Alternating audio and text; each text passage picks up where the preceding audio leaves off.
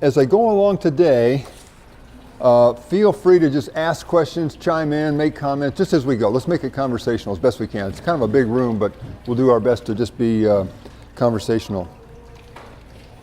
What I'm going to do is I'm going to talk about why you'd even be interested in doing this, what it is. Then I'm going to show you an actual demo. So I'll flip away from PowerPoint and I'll show you a real demo of a very simple computer model. And then we'll talk about how you do it, how this all works.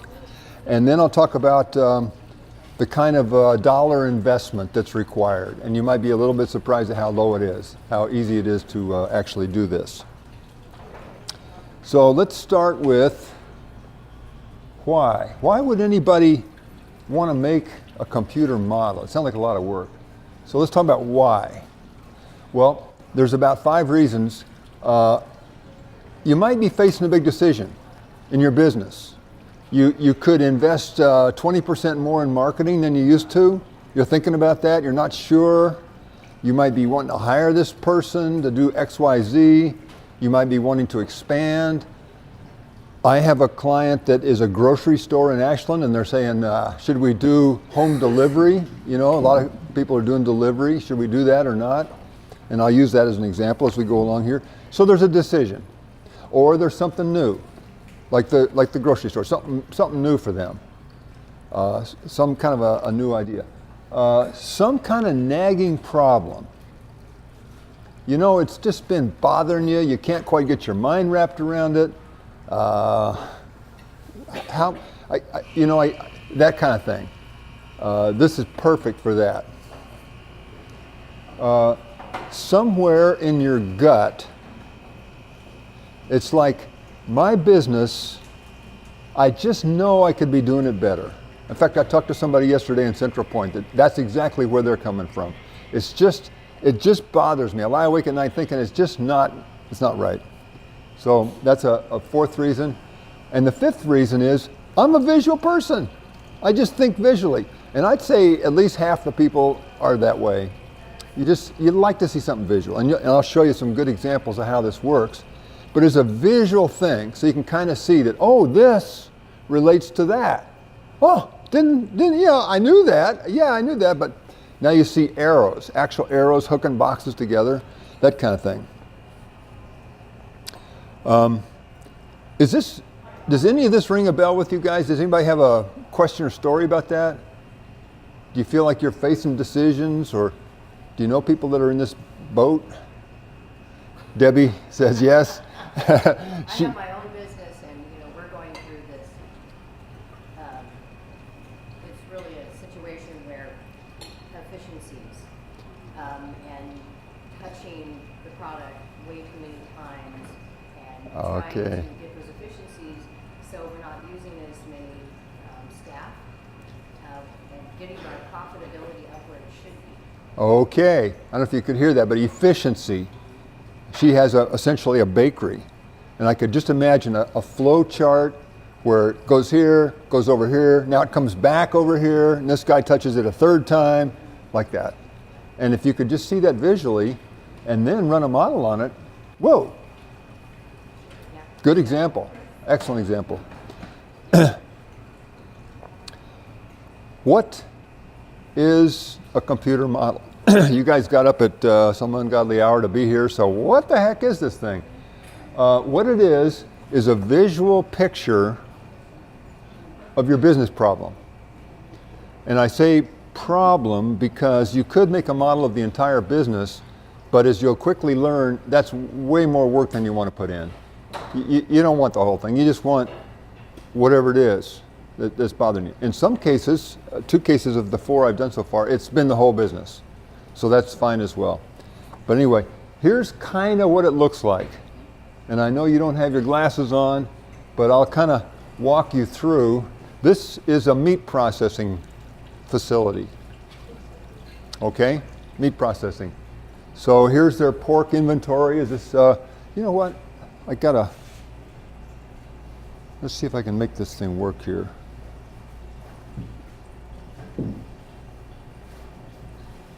Yeah, here we go. Right there. That's the inventory. They got pork. And over here is hogs for market. So they have a fertility, and then they have breeding stock, for just as an example. Okay, so you got a bunch of sows that you're going to breed, and there's a fertility rate. So many little babies are born every year. So you put those numbers together, and you got hogs for market. You say, yeah, I knew that. I knew that. What's hard about that? Nothing. It's not hard at all. And there's equations behind this that work that out. And pretty soon you do the whole thing like that. You stop and think about this, you think about that, and that, and that, and that, and you build a whole model. Is it David? Yep. Good to see you. Bicycle guy? Good memory. Wow. Wow. I'm impressed too. I didn't know I could do that. So that's basically the sketch. This is called the sketch. And I'll show you how we get there in a minute. What happens then is you have what's called a control panel. It looks kind of like this. And these are sliders. You can see that little thing right there is a slider. This one is from a guy down in Central Point that scans records, like hospital records, doctor's offices, anybody that's got these huge walls full of files. So he scans them and makes them electronic. Nice guy. Well, his basic unit is, wrong button. His basic unit is the box. Somebody brings him a box of stuff, and so he's got to, for one thing, he's got to price it. So right now it's $350 a box. That's what he charges. But he might say, well, geez, what if it's $400 a box? What happens? What if it's $500 a box? What happens? Should he advertise on the radio? Maybe, maybe not. What happens if he does? And so on. How many employees does he have that actually do the process? He's got some salespeople, but he also has people that just do the work. What if he adds one like that? So this, of course, is custom. Somebody asked this question last week. All this stuff is custom to you.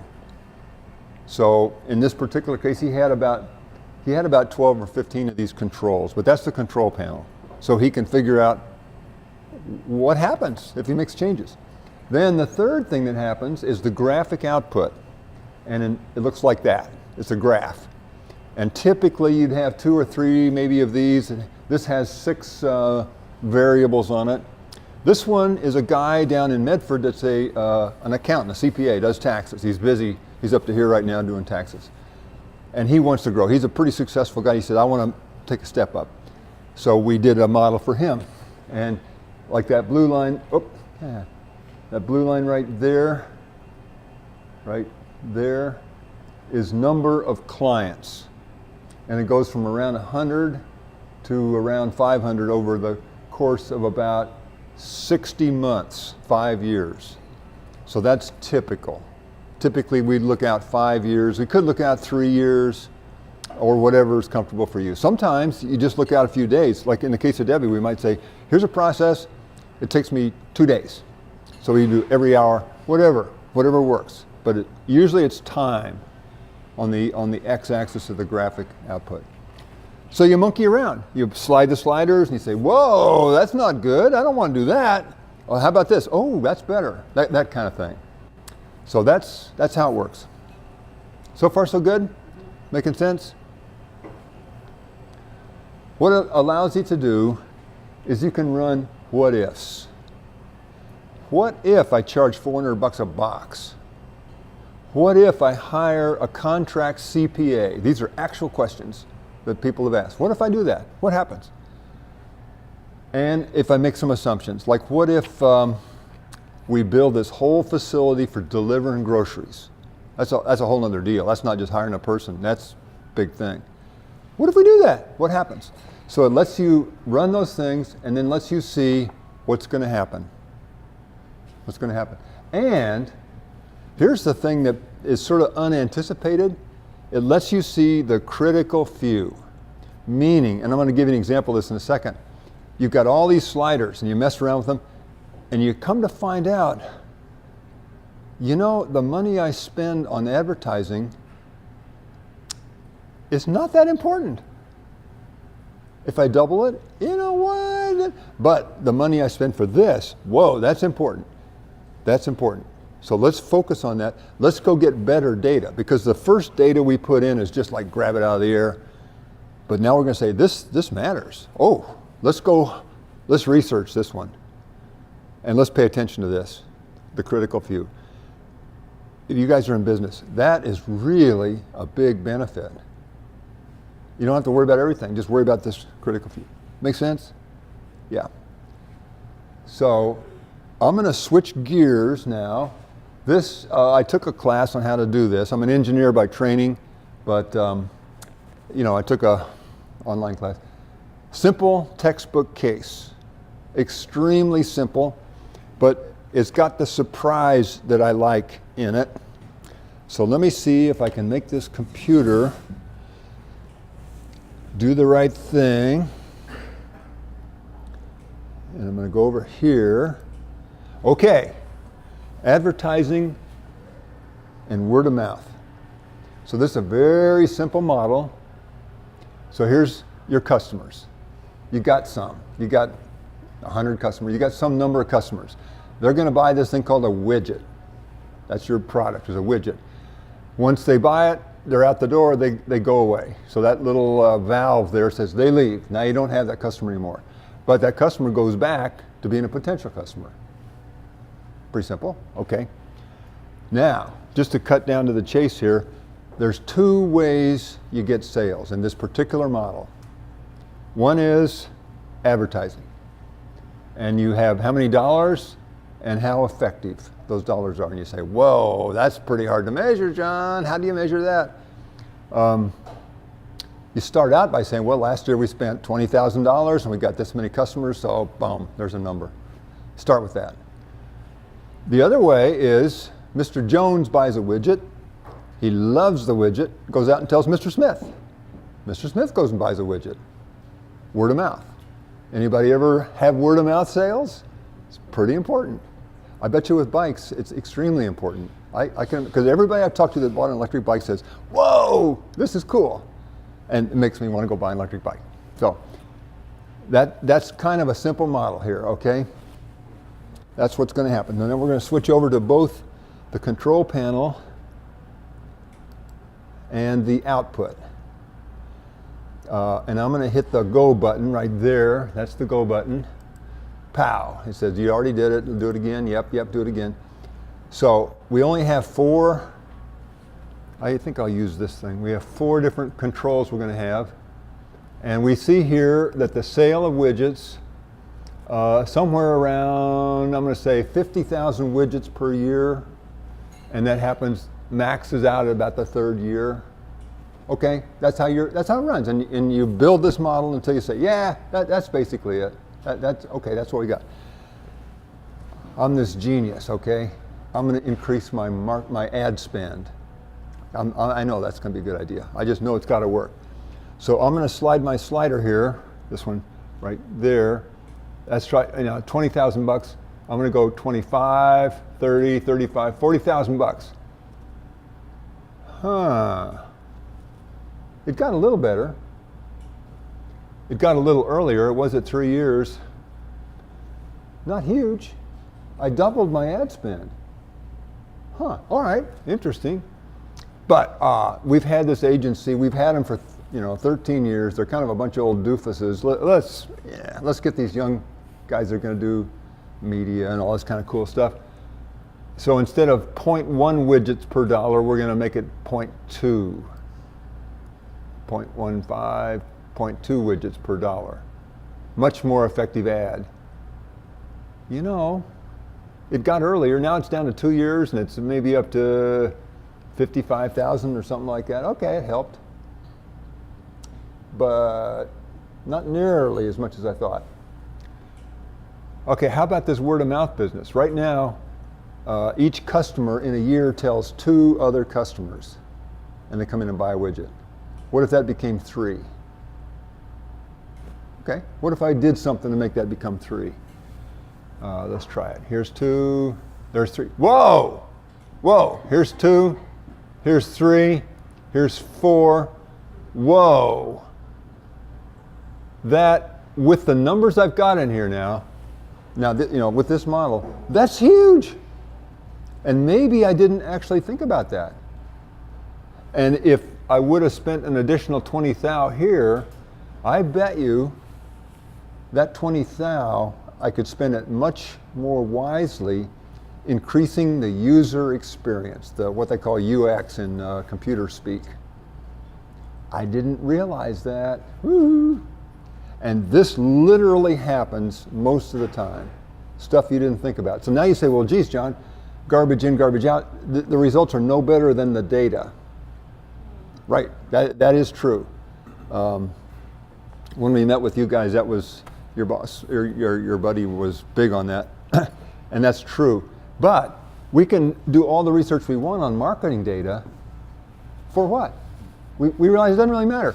But we really, really want to know, why do people tell their friends? What's going on with that? How do you get that to happen?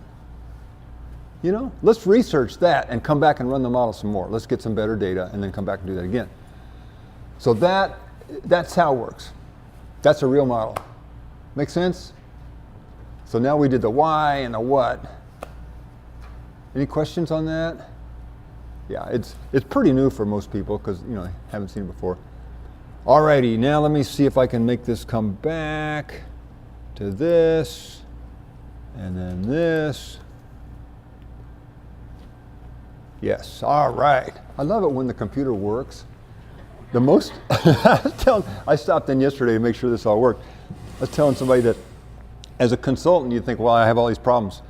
The hardest thing is when this stuff doesn't work. You know, you guys all show up and it's, you know, I'm fumbling around and it's horrible. So that's a live example of a real model. How do we do it? How's this go? How do you create this thing? Where's it come from? 4 meetings, 2 hours each. That's basically what it takes. So there's a pre-meeting in which we ask you to just fill out a questionnaire, 2 pages. Questions like describe your business in 25 words, number of employees, current revenue, that kind of stuff. So just to get the basics, because sometimes the computer modeling thing is not what you need. You need something else. Which, by the way, I'm going to just make a little jump here. Did I tell you already? 2 different brochures over here. One of them's white, and it's what I'm talking about right now, and this one's brown. It's my basic business.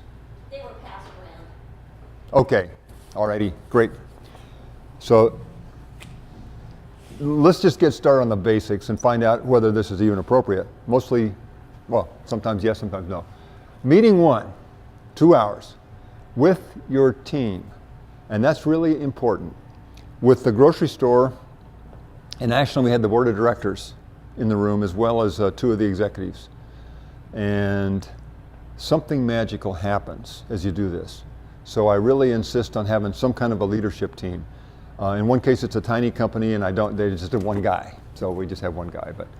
But what we do is the whiteboard. We have a whiteboard.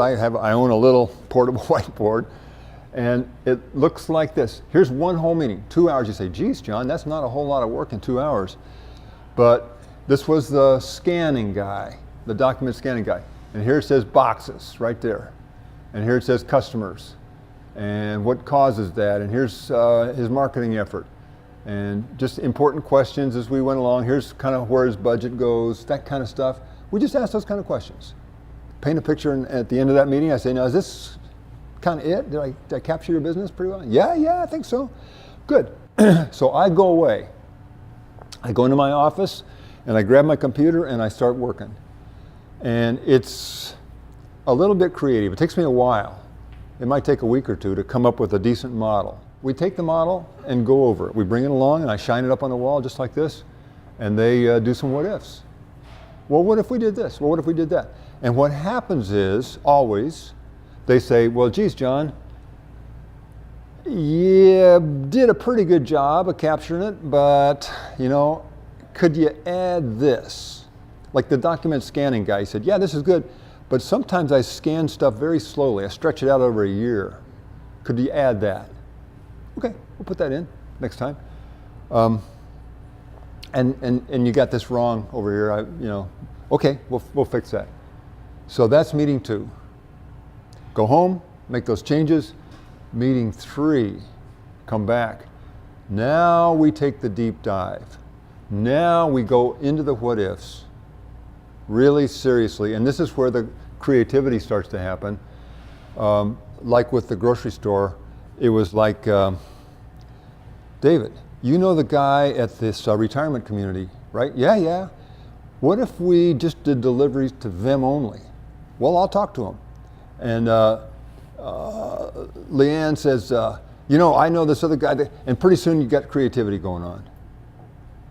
I've seen it enough times that I just know it works. And I'm standing up there at the whiteboard, writing this stuff down, capturing it. And I say, now you guys gonna actually do this? Yeah, we will. Okay, well, I'm gonna hold you to it. So that's what we do. We identify the critical few, like I talked about a minute ago, and we identify where we need to go get better data. So we do that. So that's meeting 3. So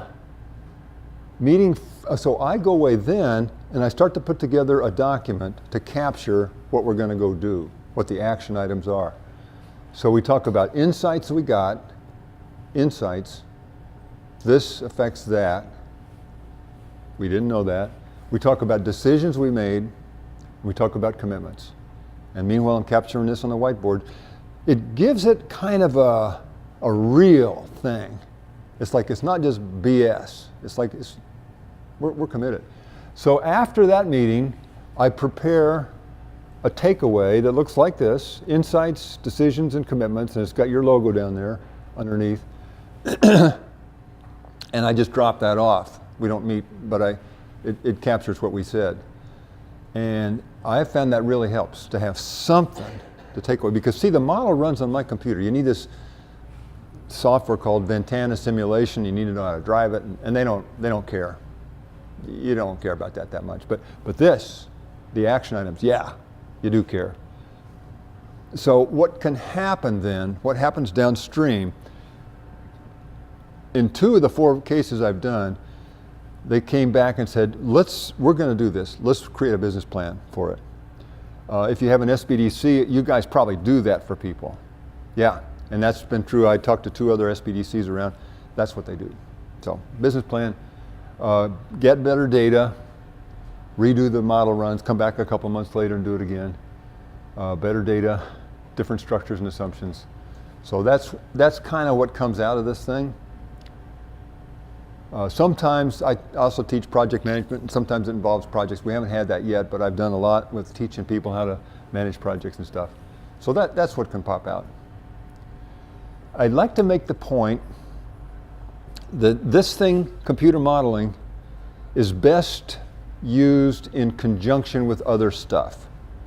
So like the computer model, but I'm a big fan of strategic planning or business planning. I don't know, what you can call a lot of different things, but people have these things floating around in their heads. To get it on paper, there's canned programs out there that are okay. They're pretty good. I've actually used a few of them and helped people through. I have a thing that I do that's not canned, that helps people just figure out, well, what are we going to do? It often involves market studies. I'm amazed at the entrepreneurs who are so in love with their product, their service or thing. And I'm this way, I'm an engineer by training. Love it. And I forget to ask the question of, does anybody want it? Do people really want this thing? You know, it's one of those deals that it's just in your DNA. Some people are natural marketers. Some people are natural salespeople and promoters. You need some of that somewhere, somehow. So that's in there. And then, of course, finances, spreadsheets. Most people get that. Most people are like okay at it, not great at it. So the other thing that I think goes with all this is gut feel. And I'm going to say this about gut feel. Gut feel can be terribly wrong. Just wrong. And the CEO's got this idea. She or he is so sure she's right. we're going to just do this thing. They're just wrong. And gut feel can be terribly right. It can produce ideas and breakthroughs that no spreadsheet is gonna do. I've worked, like I said, as an engineer for a lot of decades, and I watched this. Engineering is very creative, and I had a boss who he was kind of crazy, but he would come up with these designs for things that were just amazing. And they didn't pop out of any kind of analysis. He's just a smart guy, and boom, comes the gut feel. So anyway, this stuff all goes together. It's really important to recognize that. Let me say a word or two about system dynamics. That's the field that this comes from. And my talk was originally titled System Dynamics, and I realized nobody knows what that means. But a computer model, well, yeah, you kind of know what a computer is, a model. So system dynamics has been around a long time, well, since the 60s. Big companies use it a lot. Governments use it a lot. Researchers, I'll give you 3 examples. General Motors in the 90s, they said, got this great idea, 2-year lease, 2-year lease. Everybody in the boardroom, they're all guys, car guys, so-called. Let's do it, 2-year lease. And boom, they sold a lot of 2-year leases. But what they hadn't stopped to realize when that 2 years is up, we still own the car. It's our car. We didn't sell anything. And their inventories were bloated, their turnover was not good, and they hadn't thought of it. And you'd think, are these supposed to be smart guys? Yeah, they are, but so they said, no 2-year leases. And meanwhile, Ford and Chrysler have been already doing it. And so they had to back away, which is, if you know anything about game theory, that's a bummer. But everybody eventually figured it out. Now you can get 3-year lease, mostly 4-year. The numbers just don't work. Big success story. Grand Canyon, when it became a national park, maybe 100 years ago or so, there were deer and there were pumas, mountain lions. Whoa, we don't want these mountain lions running around with people. So they hunted them out, they killed them all. What happened? The deer population shot up. They overgrazed, ate up all the food. The deer population catastrophically went to hell, basically. Just a few little deer left. Famous story. So when I was taking the class, we were given this problem. Okay, now what do you do? And I said, oh, that's obvious, bring the pumas back. No, they eat the last couple of deer. That takes care of that. So how you manage this back? It's a good application of this technique. The third one that I'm kind of fond of is this guy named Paul Hawken. Do you all know that name? Smith and Hawken was a company that made garden equipment. He's got this project called Drawdown, thinking about global warming, and he's trying to appeal to both sides of the political aisle. He's trying to make them, how are we going to reduce the amount of CO2? What can we do? Let's don't beat ourselves up. Let's just figure out how to reduce. So he has 100 solutions, a list of 100 things that, solar power and wind power and blah, blah, 100 of them. Put them in a model like this. 5 years, been working on it for a long time. And list them, ranked them. This one is the best. This one is second, third, fourth, fifth, like that. Very compelling. Just as an aside, number 7 on the list, educating girls. Worldwide, girls are typically underdeveloped countries are undereducated. That's a huge, huge benefit. So stuff like that I never would have thought of. I mean, solar power and wind, they're up at the top. And refrigeration, CFCs and the replacement CHCs, I think it is. It's a real problem. So anyway, that kind of thing. This is what big companies have done. But small companies, you guys, not so much. What happens is the insight. So you visually see all the parts, how they work together, and that's called system thinking. So that's the hidden side effect of all this stuff, as people start to do system thinking. Now we have it for smaller companies. So that's been what I've been on. That's the bandwagon I've been doing, to try to bring all this stuff to you guys. So, make sense? Any thoughts about that? Let's talk about, is it worth doing? You think, well, gee, this guy's up here. I live in Jacksonville, drove up last night. He's selling this product. What do you think? Is it worth doing? Well, I like to do a real simple ROI. So the R, the return, if we're talking about 15,000 bucks or less, if it's less, you know, it's probably not worth the effort. If that's the kind of decision you're facing, 15,000. But if it's 15,000 or more, that you might either lose your investment, or you might save, or you might profit, then okay, let's use that for a number for the R. Now the investment, your team, I just took some numbers back of the envelope. I said 5 people, $65 an hour, 2-hour meetings, you know, blah, blah. It works out to be about $3,000 worth of your people's time, roughly. The investment in the consultant, if it's me, is about 2.9K. I'm very inexpensive compared to the big guys back east. So the ROI, if you run those numbers, is 2.5. I don't know how many projects you have that have an ROI. A 1 year ROI, 2.5. It's good. So that's my sales pitch right there. That's all you're going to get for a sales pitch. But I think it's important to always think about that before you jump in and do something. What is the ROI on doing this thing? Okay, starting to summarize here. The real impacts, insight is the #1 impact. It really is. You see things. That's why I called it eyes wide open. You see things. The creativity, I just love that. That's my favorite thing about this whole deal. Watching these people spark. The team. What happens when you have the team in the room and a great idea comes up, what you don't have to do is go running back and say, Leanne, you weren't in this meeting, but we got this great idea. And Leanne says, oh. You know, you have to sell her on it. She wasn't there. But when they're all in the room, it's amazing. Everybody's on board. That part's not a problem. And then the focus. The fact that you're doing this, you get something done. Something that's been kicking around, you know, rattle around, nothing happens, you get something done. So that's the real impact right there. So that is basically it. If you're interested, give me a call, grab me after this meeting.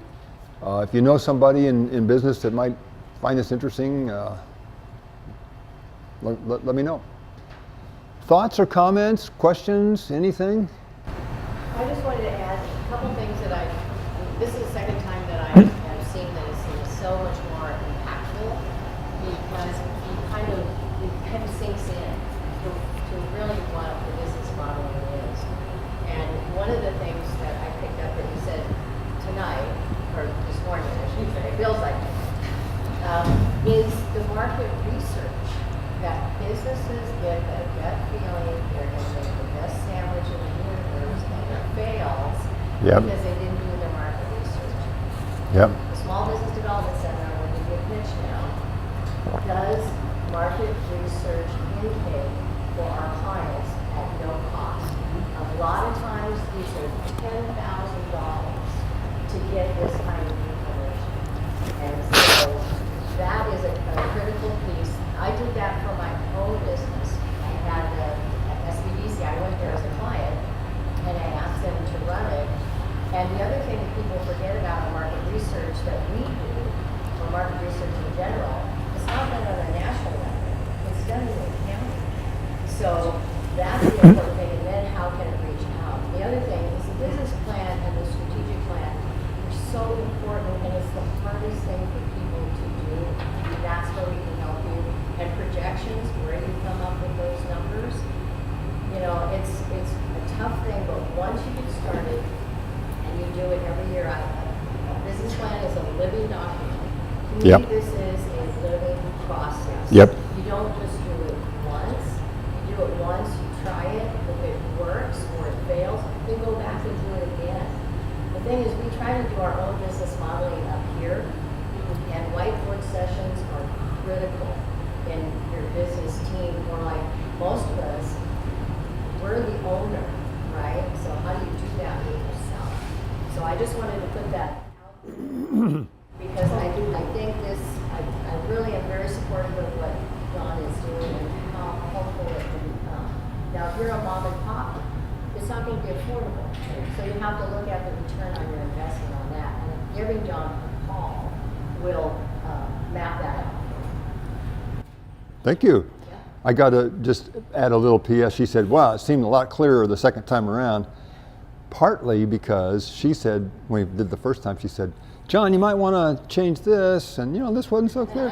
So just, She's complimenting herself. yeah, she's been extremely helpful. So I hope you guys use the SBDC as a resource. So, other thoughts, other questions? No? No one? Okay. Well, thank you so much for being here. Well, thank you guys. Yep.